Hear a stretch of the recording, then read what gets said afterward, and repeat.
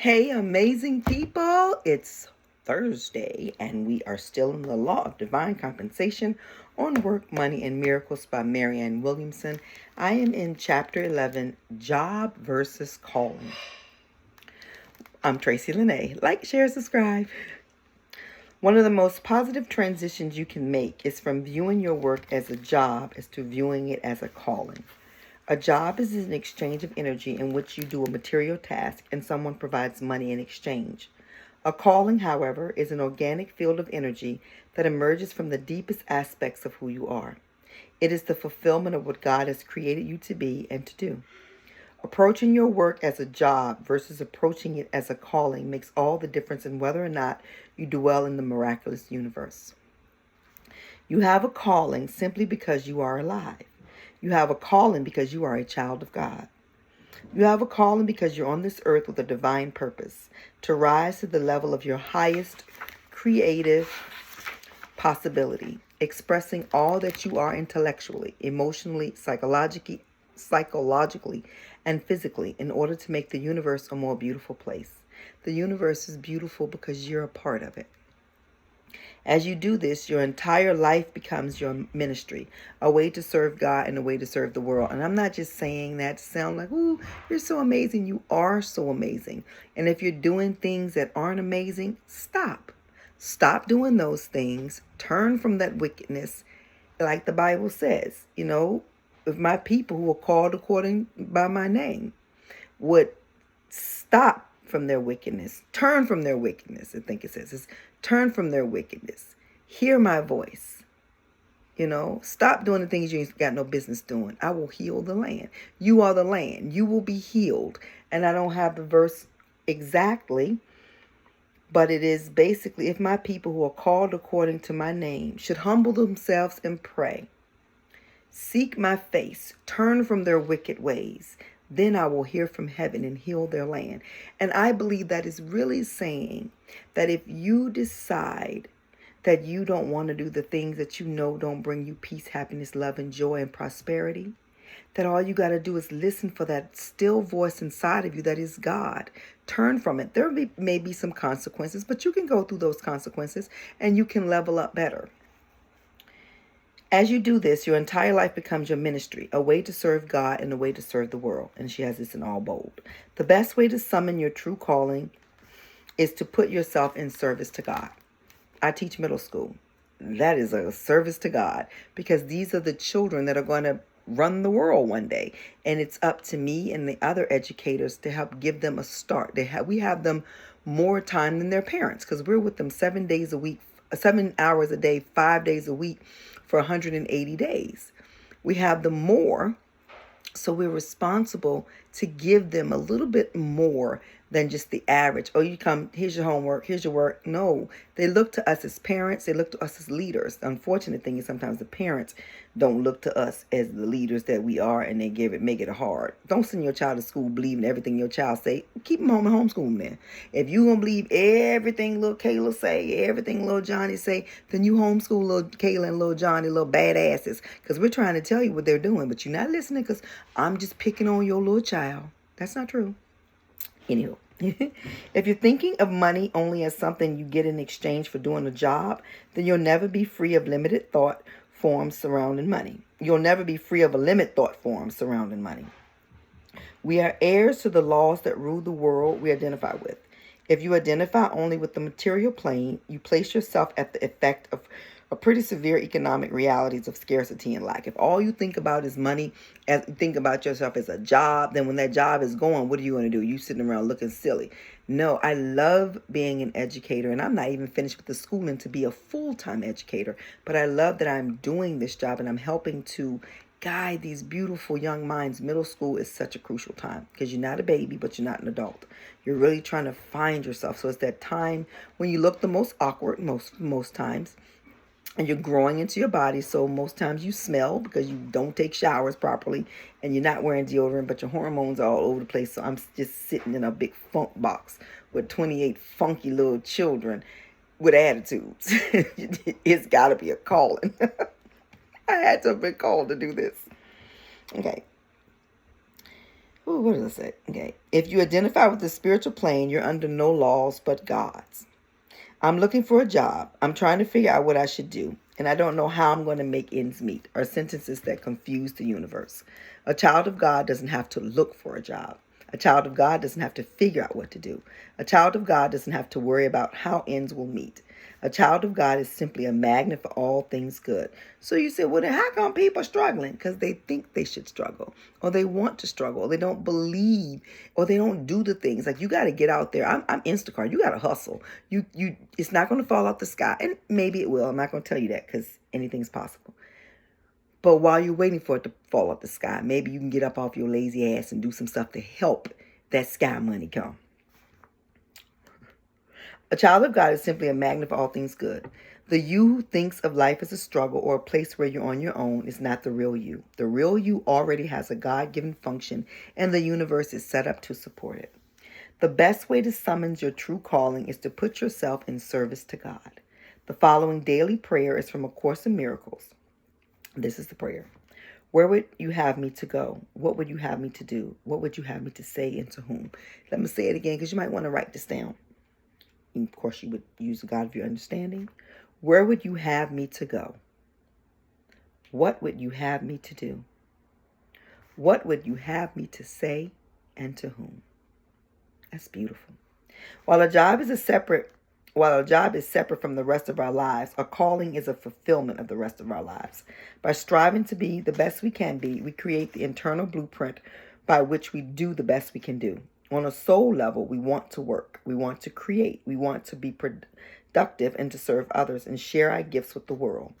Often it is not external forms of obstruction that hold us back, but rather internal ones. And nothing releases us internally more than the desire and the willingness to serve. I try to get up in the morning and say, God, how can I serve you? Sometimes I forget to say that when I'm running around. Well, I choose this and I choose that. And I go, God, how can I serve you? I choose God. I choose to do what you tell me to do. The world can give you a job, and a job can be taken away. But a true calling puts you in a career zone that cannot be taken away. It reflects your willingness to do what you feel inwardly led to do in order to help heal the world. The universe then registers your true substance, your true seriousness, and your true purpose. Some things you do will bring forth worldly wealth. Other things you do will not directly bring forth wealth at all, but being the right thing to do will summon wealth miraculously from other sources. Losing a job does not mean losing your calling, because as a personal ambassador of God, you have been given a permanent assignment. You are here to represent him or her who sent you, and he or she does not change his or her mind about you. I'm saying that because, I think that the divine is a woman, but it's a man too. So I guess I'm just confusing y'all, and I don't mean to, but it just feels right for me to say her. So I'm going to do that, but you do what you need to do. And that's true not about just you, but it's true about all of us. Anything that appears to separate us from each other is not the deepest level of our identity. We all have different jobs, but the same ministry. Some of us are technicians, some of us are mathematicians, some of us are writers and artists, some of us are salespeople, some of us don't even work as defined by the world, but our value individually is determined not by what we do, but the consciousness in which we do it. We are all here to be available channels for the love that heals all things. A job takes a form, but our ministry is content. Even if you lose your job, you still have your ministry because it is a part of who you are. Your life has no less value if you're not employed as the world defines it. If you're kind to people, if you're compassionate, if you pour your excellence into whatever you're doing, then you're doing the job God sent you to do. From that will emerge the next form that's needed to host the energies you're bringing forth. Does that mean you don't have to look for a job as the world defines it? Of course you do, but you do it with a different consciousness. You don't show up for a job interview thinking, how do I impress them? I really need this job. Rather, your process goes more like this. 1, you place your need for work in God's hands. That's what I did, and I got the position at the school that I know I can grow in. I just put it in God's hand because, if you know, I've told you before, so I'm still in school to finish my degree. So until then, I'm what's called a long-term sub, which means you can get the position, but you're not technically hired in the position. So if somebody gets hired, out the door you go. They offered me the position for fax, and I was all excited about it. And then they hired someone, which is the goal of the school, is to have licensed teachers. So they hired someone, and so I didn't have that position. And I was thinking, okay, well, there's nothing else I can do there because I can't do math. And then another position came open in electives with computer science and entrepreneurial blueprint, and I can do it, y'all. I'm so excited. I'm going to get all of the stuff together starting tomorrow and get it together so that it will be the best, because my calling is to help children, and I do it through being in school. That's one of my callings. Surrendering a situation to God means surrendering your thoughts about it. And I said all that to say, when I didn't know where I was going to be, I just surrendered it to God and said, God, I want the highest thing available for me, the highest position available for me at this given time. And I got it. You're programming your mind to think thoughts that are the most creative, positive, insightful, and beneficial. You're not giving up responsibility or turning your power over to something outside of yourself. You're taking the highest responsibility for your circumstances, asking God to make your mind a literal touchstone for miraculous breakthroughs. You walk forward in confidence that God provides. When you're struggling financially, do this. Put your hand on your heart. Take a deep breath in. Hold it for a minute and then let it out. And say, God provides. God provides. And keep saying it. And if you feel like you don't believe it, just say, I'm willing to believe that God provides. And trust that God provides. And I know people say, well, there's homeless people. I think that's a different, something I'm not qualified to talk about, but I do think that has something to do with some mental illness or people not recognizing that God provides. Okay. 2, while alert to every opportunity that presents itself, you put enthusiastic energy into brainstorming and creating new possibilities. You remember that the universe is infinitely abundant, like an orchard filled with fruit that's just for you. But if you're hungry, you can't simply look at an orchard from the side of the road. The universe brought you the orchard. You yourself have to pick the fruit. You are willing to meet the opportunity with positivity and faith. 3, you pray and meditate, asking for internal guidance as to whom to call, what to do, and so forth. When you meditate and pray, you literally emit different brain waves. You receive impulses of insight and creativity that do not flow easily into an anxious mind. You enter the internal temple, the engine room from which you generate the probabilities of success. I'm too anxious to meditate is one of the most self-sabotaging things we can say. When we meditate, we stop being anxious. Start with a minute. If you don't think you can do 5 minutes, start with a minute. 4, you realize that you can't know what or where your next job should be. And that's what I did. I didn't know. I was like, I don't know. I don't know what school I'll be at. I don't know. And I get to be at the school I want to be at, and I get to have a position that I can crush. You trust that there is a perfect plan for the unfolding of your highest good, which your rational mind cannot formulate. God's plan works and yours doesn't. Let me say that again. God's plan works and yours doesn't. You cannot know how your part fits best into a larger plan for the healing of the world, but God does. Your job is merely to open your mind and open your heart so that a higher consciousness can then flow through you.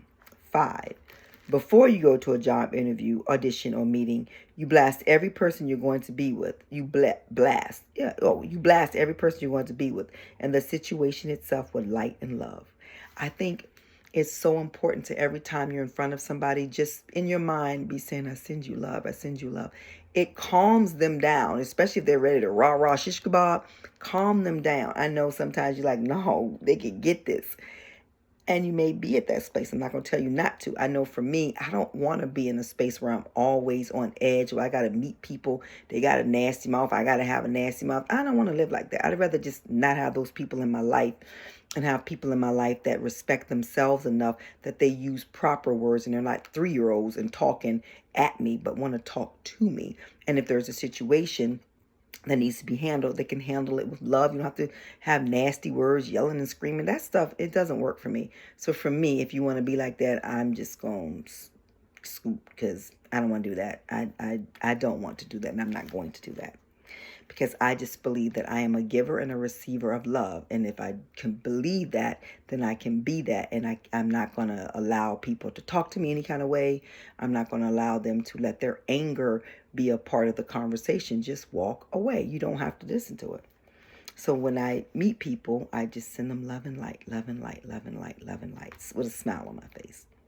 In job interviews, that's what we're talking about here. Because I didn't went all the way over to the left field. She talking about jobs. So let's reel it in, Tracy. Your goal becomes simply giving and receiving love, which is another way of saying, may God's will be done. You see every interaction as a holy encounter. You intend for this in every situation to be one in which you express your truest, most brilliant, most loving self. And what happens beyond that, you leave to the intelligence of the universe. You're not going to the interview to try to get a job. You're going to there to do your job. Ooh, I like that. Those 5 steps may seem as if they're little things, hardly the operating principles that move the universe, yet that is exactly what they are. I'm going to go ahead and stop for now so that you can have more time for yourself tonight. I'm really grateful that you listened thus far, and we'll keep going in this chapter tomorrow. Thank you for your time. Like, share, and subscribe. This book is a really good book. Bye, guys.